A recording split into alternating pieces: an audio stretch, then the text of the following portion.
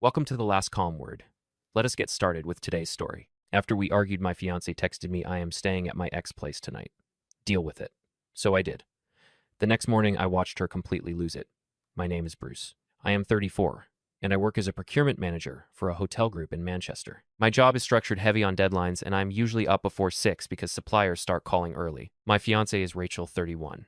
We had been together for almost 4 years, engaged for 8 months, and living together in a flat I leased in Castlefield. We split bills unevenly because I earned more, but I covered the rent and utilities while she handled groceries and most of the decorating decisions. I am posting because what happened after our last argument was strange enough that even now I am not sure whether I handled it correctly or just efficiently. Rachel had a talent for escalating things fast. Not every disagreement, but enough of them that I had started noticing a pattern. If something did not go her way, she stopped arguing about the issue itself and switched to making the situation ugly. Sharp comments, cheap shots, dragging in unrelated things, then acting like I was cold for refusing to keep going. That night, it started over something stupid on paper and not stupid at all underneath. We were supposed to finalize a deposit for a wedding venue that weekend. I had already told her twice I wanted to review the contract before sending anything, because there were penalty clauses for date changes. She said I was treating a wedding like a procurement bid. I said a contract is still a contract even if flowers are involved. That was enough to set her off. She accused me of stalling because I was secretly unsure about marrying her. I said that was not true, and asked her to stay on topic. Then she moved to personal attacks, said, "I made every happy thing feel like admin said living with me. Felt like being managed by middle management." I told her if she wanted a real conversation, fine, but I was not going to sit there while she tried to win by being nasty. That was when she grabbed her coat, stood by the door, and said she needed space. I said, "Take the evening, cool off, we can talk tomorrow." About 10 minutes later, my phone lit up. "I am staying at my ex place tonight. Deal with it." Not a bluffing kind of message, not vague, not sent to provoke ambiguity. It was designed to land exactly the way it landed. I read it twice then, once more, mostly because I wanted to be certain I was not filling in extra meaning that was not there. I did not call her. I did not argue over text. I just looked around our flat, thought about the fact that she had chosen that name very deliberately, and decided if she wanted me to deal with it, I would. By midnight, I was no longer waiting for her to come back. I was making a list. I did exactly what Rachel told me to do. I dealt with it. Not emotionally, logistically. I slept fine that night because once someone crosses a certain line, the decision stops being complicated. Rachel knew exactly what she was doing when she sent that message. It was not about needing space. It was about landing a hit. Saying she was staying with her ex was meant to provoke panic or jealousy or begging. Instead, it gave me clarity. I woke up at 6 like usual, made coffee, sat at the kitchen table with my laptop, and started going through the list I made the night before. The first thing was the wedding venue. We had been talking with them for about 3 weeks, and Rachel had been pushing hard to lock it down quickly. They needed the deposit by Monday to secure the date. I opened the email chain, reread the contract once more, and then wrote a short response. I explained that we would not be moving forward with the booking, and thanked them for their time. No drama, no explanation, just a cancellation before any money left my account. After that, I emailed the photographer we had been discussing. Same message, we would not be proceeding. Then the florist inquiry Rachel had sent from my email. I closed that as well. By the time I finished my second cup of coffee, the entire wedding planning process had been quietly shut down. No deposits, no future obligations, no vendors expecting payments. The next step was the ring. The engagement ring had been purchased from a jeweler in the city center. Their receipt mentioned a 30-day return window for a large percentage refund if the ring came back in original condition. We were still inside that window. I placed the ring box on the kitchen counter and looked at it for a minute. Not because I was hesitating, mostly because it felt strange how calm I was about the whole thing. 4 years together, and the end of it was triggered by a single text message. But that text said everything I needed to know about how Rachel handled conflict. Threats, escalation, maximum damage. That kind of behavior does not disappear after marriage. It multiplies. Around 8:30, I left the flat with the ring in my jacket pocket and drove into the city. The jeweler opened at 9. By the time Rachel woke up wherever she had spent the night, the wedding she had been arguing about was already canceled, and she had absolutely no idea yet. The jeweler opened right on time at 9. I was the first customer through the door. The woman behind the counter recognized me almost immediately. Not surprising, since I had spent nearly an hour there a few weeks earlier choosing the ring. She smiled and asked how the proposal went. I told her it had not worked out and placed the ring box on the counter. She did not ask personal questions after that. Just checked the receipt, inspected the ring, and confirmed the refund amount. Most of the money would go back to my card within 3 to 5 business days. The whole interaction took maybe 10 minutes. When I stepped back outside into the morning air, something felt noticeably lighter. Not happy exactly, just resolved. One less loose end. I drove straight to work after that. Fridays are usually busy for me because suppliers like to confirm deliveries before the weekend, so my morning filled up quickly with calls and emails. For a few hours, I barely thought about Rachel at all. Around 11:30, my phone buzzed. Rachel. I let it ring. Then another call 30 seconds later. Then a text. Are you seriously ignoring me right now? I finished the email I was writing before I looked at the message again. Nothing about it sounded like someone apologizing for the message she sent the night before. It sounded irritated, like I was the one creating a problem. A few minutes later, another text came through. I hope you enjoyed your quiet night, because I did not sleep well at all. Still nothing about the ex, nothing about the message, just annoyance. I finally replied with something simple. Morning. I am at work. 3 dots appeared almost immediately. Good. Because we need to talk about your attitude last night. I read that line twice and leaned back in my chair. Rachel had spent the night at her ex-boyfriend's place, after announcing it like a weapon. And somehow the next morning conversation she wanted to have was about my attitude. That told me 2 things very clearly. First, she still thought she controlled the direction of this situation. Second, she had absolutely no idea what I had already done. Her next message came in while I was still looking at the phone. Also, I will come home later, so do not start acting weird when I get there. I put the phone face down on my desk and went back to work, because when Rachel walked through the door that evening, the first thing she was going to notice was that something in the flat was missing. And it was not subtle. I got home around 6 that evening. Rachel still was not there. That was not surprising. When she got into one of her moods, she liked to make entrances. Staying out late after an argument was part of the performance. It created tension so she could walk in and restart the fight on her terms. Normally, I would have spent that time waiting. This time, I used it differently. Earlier that afternoon, I had stopped by a hardware store near my office and bought a stack of medium moving boxes and packing tape. Nothing dramatic, just the kind people use when they are relocating. When I got home, I started packing Rachel's things. Not everything, just the items that were clearly hers. Her clothes from the hallway wardrobe went first. Dresses, jackets, shoes. I folded them carefully and stacked them into boxes. After that, I packed the bathroom shelf she used.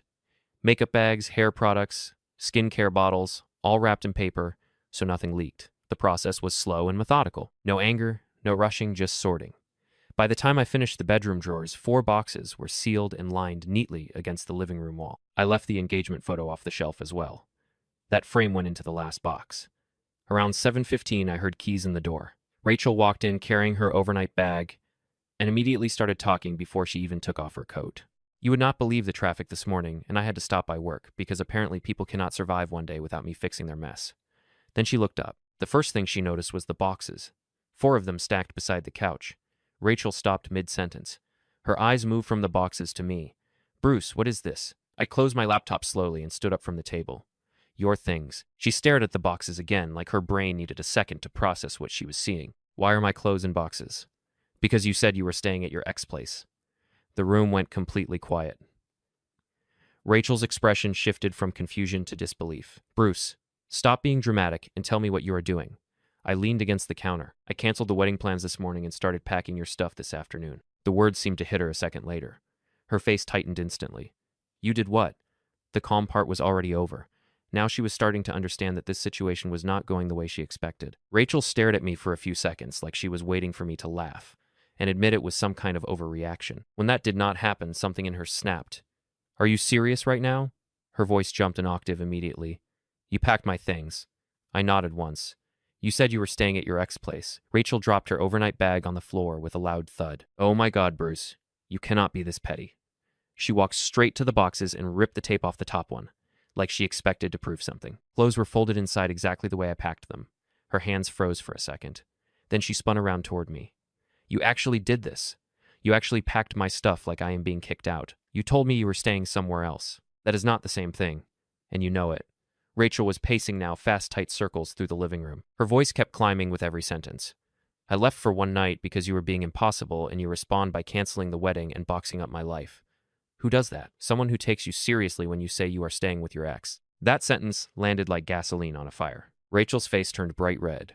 You cannot just cancel a wedding because you are having a tantrum. I did not cancel a wedding. I canceled a deposit. She threw her hands in the air. Oh my God. Listen to yourself. She pointed at the boxes like they were evidence in a courtroom. This is insane. This is actually insane behavior. Her breathing was sharp now, quick bursts of air between sentences. I went to Henry's place to cool off. That is what adults do when their partner is acting like a robot. I watched her carefully. You did not say you were cooling off. Rachel stopped pacing. I held up my phone. You said you were staying at your ex-place and told me to deal with it. For a moment, she looked like she might argue the wording. Then she exploded. Because you were supposed to react. Her voice cracked across the room. You were supposed to call me. Or get mad. Or do something. Instead, you packed my stuff like I am a tenant being evicted. She kicked one of the boxes, lightly in frustration. You have completely lost your mind, Bruce. I shook my head slowly. No. For the first time all evening, I was completely sure I had not. Rachel kept pacing across the living room like she was trying to burn the anger out through movement. This is unbelievable. For years together. And you were throwing everything away because I spent one night somewhere else. You did not say somewhere else. I kept my voice even. You said your ex. Rachel rolled her eyes hard. Oh my God, Bruce, stop repeating that like it matters. It matters. Nothing happened. That is not the point. Of course it is the point. Her voice shot up again. You are acting like I cheated on you, when I literally slept on a couch. You made sure to tell me whose couch it was. Rachel opened her mouth, paused, then shifted direction the way she always did when a point stopped working. Fine. We are both angry. Clearly this has gotten out of hand. She waved toward the boxes. So unpack my things and stop being ridiculous. No. The word landed flat and heavy in the root. Rachel blinked slowly. What do you mean, no? I mean, you should take your things tonight. Her expression changed instantly. Bruce, stop. You are not thinking clearly. I am. You cannot just throw your fiancé out because of one argument. I did not throw you out. You already said you were staying somewhere else. Rachel laughed sharply. So what now? You expect me to move in with my ex. That is not my decision. Her temper snapped right back. This is insane. You are insane. She pointed toward the boxes again. You canceled the wedding. You packed my life into boxes over one stupid fight. It was not the fight. It was the message. Rachel shook her head like she was trying to physically reject the idea. You are blowing this up on purpose. Tomorrow, you are going to feel like an idiot. I walked to the door and opened it. Take the boxes.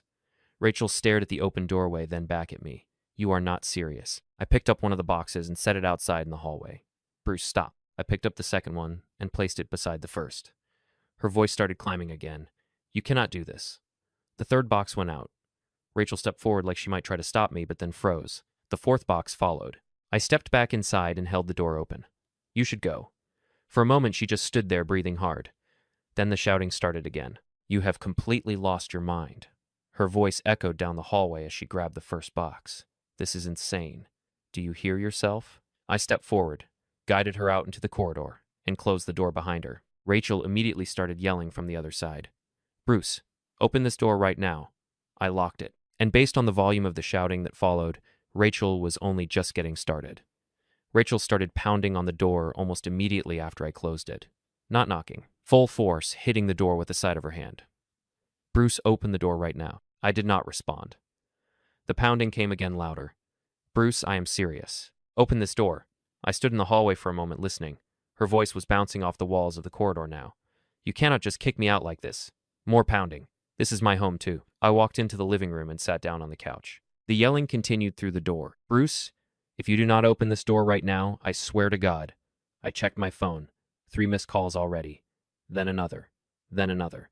Rachel had switched from yelling through the door to calling. Her voice came through the hallway again. Pick up your phone. The phone buzzed again in my hand. Call number 6. Then a message appeared. You are acting insane right now. Another call. Another message. Open the door so we can talk like adults. I watched the screen light up over and over. Call number 9. Rachel's voice outside the door kept rising and falling between anger and panic. You cannot just ignore me. I opened the message thread and read through the text quickly. The tone was exactly what I expected. First anger, then accusations, then attempts to drag the conversation back into another argument. I had no interest in repeating the same fight through a door or through a phone. Another call came through. That made 12, so I opened the contact settings and blocked her number. The phone went quiet instantly for about 10 seconds. Then the banging on the door started again. Bruce, I know you are ignoring me. Her voice was sharper now. You think blocking me fixes this. I did not move. A minute later, my phone buzzed again. Different number. Rachel, I blocked that one too. Then the messages started coming through social media. First on Instagram, then on Facebook. each one more frantic than the last. I blocked those as well.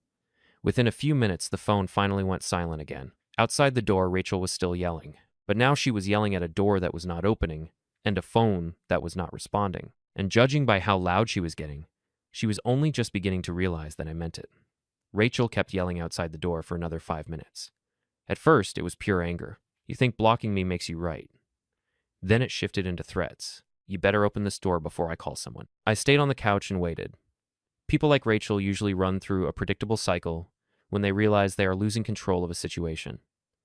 First rage, then pressure, then trying to drag in outside witnesses. Right on schedule, her voice changed again. Fine. I am calling people. I could hear her pacing in the hallway now, shoes dragging slightly on the carpet. Let us see how your friends react when they hear what you just did. I checked my phone again out of curiosity. Blocked calls were already stacking in the log. She had clearly tried several more times. A few seconds later, my email notification chimed. Then another. Rachel had moved on to the next channel. The first email was short and angry, accusing me of humiliating her and acting unstable. The second one was longer and much more dramatic. Lots of words about betrayal, cruelty, and throwing away 4 years. I did not respond. Instead, I archived both messages and muted the threat. Outside in the hallway, her voice was getting louder again. Bruce, I swear, if you do not open this door. Another knock, then another, then silence for a moment. I heard the elevator down the hall open. Rachel's voice came back one more time, sharper and more frantic. You are going to regret this. The elevator doors closed, and just like that, the hallway went quiet. I stood up and walked to the door, looking through the peephole. Empty. The boxes were gone. Rachel had finally left. The apartment suddenly felt bigger without the noise. I walked back into the kitchen, poured a glass of water, and checked my phone one more time. There was already a new message waiting. Not from Rachel, from her friend Melissa. It was one sentence long. What exactly did you do to Rachel tonight? The message from Melissa sat on my phone screen for a minute before I opened it. What exactly did you do to Rachel tonight? I leaned back in the kitchen chair and thought about how much effort I wanted to spend explaining something that had already happened. Melissa was one of Rachel's closest friends.